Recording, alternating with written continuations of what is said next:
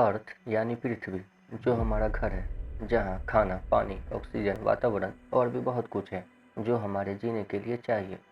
अर्थ यानी पृथ्वी मनुष्य के लिए बहुत बड़ा घर है, इतना बड़ा कि वो वहाँ अपनी पूरी जिंदगी आराम से रह सकता है। मनुष्य का अस्तित्व पृथ्वी के सामने एक धूल के कण के बराबर है। पृथ्वी, जो कि एक मनुष्य के लिए बहुत बड़ा घर है। लेकिन अगर मैं ये कहूँ कि पृथ्वी हमारे ब्रह्मांड में कोई अस्तित्व ही नहीं रखता, हमारा पृथ्वी ब्रह्मांड में इतना ही बड़ा है जितना बड़ा धूल का एक छोटा सा कण या उससे भी छोटा कोई चीज़ का अस्तित्व हमारे पृथ्वी पर है, जिसके रहने या न रहने से कोई फर्क नहीं पड़ता। आप सही सोच रहे हो कि एक मनुष्य का अस्तित्व पृथ्वी के सामने कुछ भी नहीं। अब उसी पृथ्वी का ब्रह्मांड में कोई अस्तित्व ही नहीं, तो फिर हम मनुष्य का अस्तित्व क्या होगा? आइए चलते हैं इस अनोखे सफर पर और जानते हैं हमारी खुद के अस्तित्व। पृथ्वी का कुल सतह का क्षेत्रफल 510 मिलियन स्क्वायर किलोमीटर है। पृथ्वी, जो सूरज से 14 करोड़ 96 लाख किलोमीटर है और सूरज का एक चक्कर 365 दिन में पूरा करता है। हमारे सोलर सिस्टम में 8 प्लानेट यानी 8 ग्रह हैं और ये सभी प्लानेट हमारे सबसे नज़दीकी स्टार यानी सूर्य के ग्रेविटी से बंधे हुए हैं और सूर्य के चक्कर लगाते हैं। जुपिटर, जो हमारे सोलर सिस्टम का सबसे बड़ा ग्रह है, आप इसे ऐसे भी समझ सकते हो, एक बड़ा से प्लेट पर एक कॉइन या सिक्का को रख दो तो वो कॉइन हमारी पृथ्वी होगी और वो प्लेट जुपिटर। बृहस्पति, जो हमारे सोलर सिस्टम का इतना बड़ा ग्रह है, तो उस पर हम 1300 पृथ्वी को रख सकते हैं। और वहीं अगर हम अपने सूर्य की बात करें तो उस पर हम 13 लाख पृथ्वी को रख सकते हैं।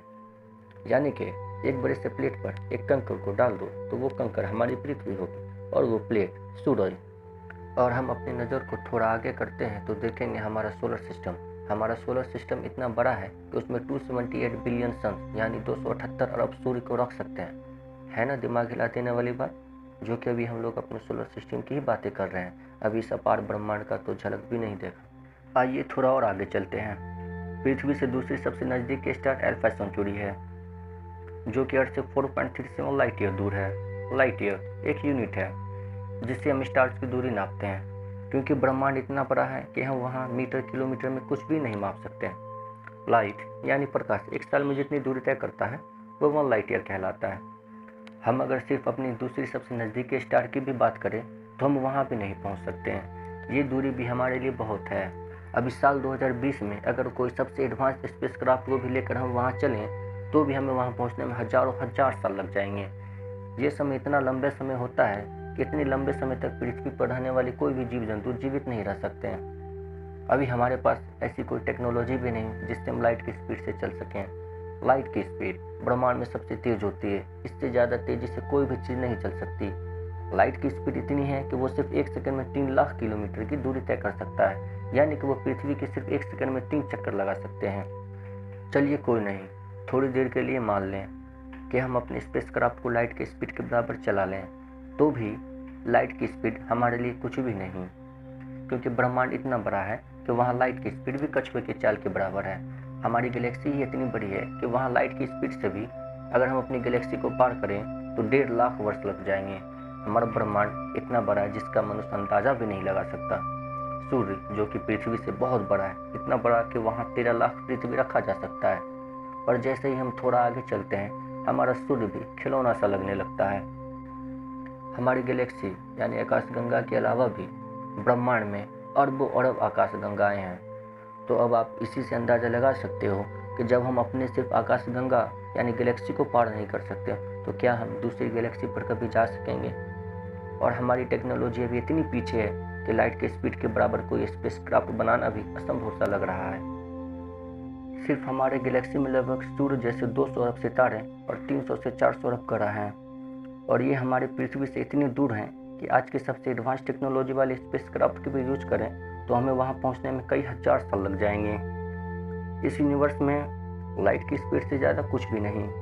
हम मनुष्य अगर आने वाले कुछ समय में अपनी टेक्नोलॉजी को एडवांस कर लें और लाइट की स्पीड जितनी अपने स्पेसक्राफ्ट को चलाना सीख लें तो भी सिर्फ हमारी गैलेक्सी में मौजूद सूर्य और पृथ्वी जैसे ग्रह के 0.5% पर ही जा सकते हैं, और बाकी ग्रह और सितारों के नज़दीक हम कभी नहीं जा सकते हैं, क्योंकि इनकी दूरी इतनी है कि वहाँ पहुँचने की सोचे तो लाइट की स्पीड भी कछुए की स्पीड से कम लगती है, क्योंकि वहाँ लाइट की स्पीड से भी हमारे स्पेसक्राफ्ट को पहुँचने में हजारों हजार साल लग जाएंगे।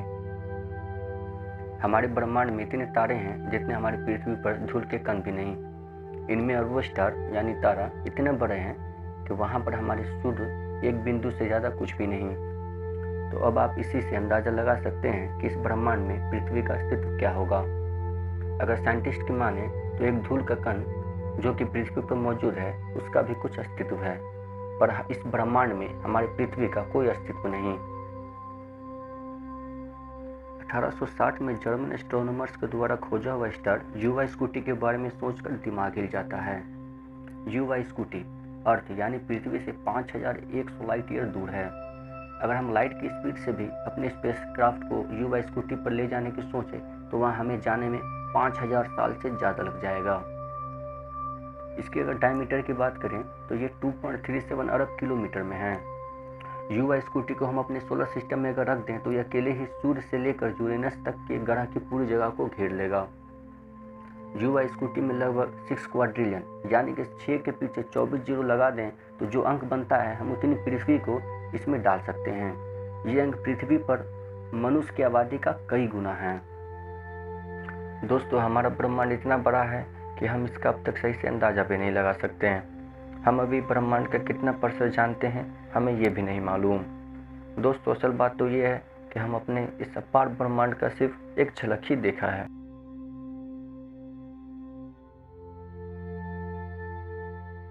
तो दोस्तों, बस आज के लिए इतना ही। मैं हूँ आपका दोस्त अमू अमन। मैं फिर किसी इंटरेस्टिंग टॉपिक पर वीडियो डालूँगा। अगर आप ऐसी वीडियो देखना पसंद करते हो तो हमसे जुड़ने के लिए हमें लाइक करें, सब्सक्राइब करें और बेल नोटिफिकेशन दबा दें ताकि हमारी डाली हुई कोई भी वीडियो आप तक जल्द से जल्द पहुंच सके। आपका हर पल अच्छा गुजरे। नमस्कार।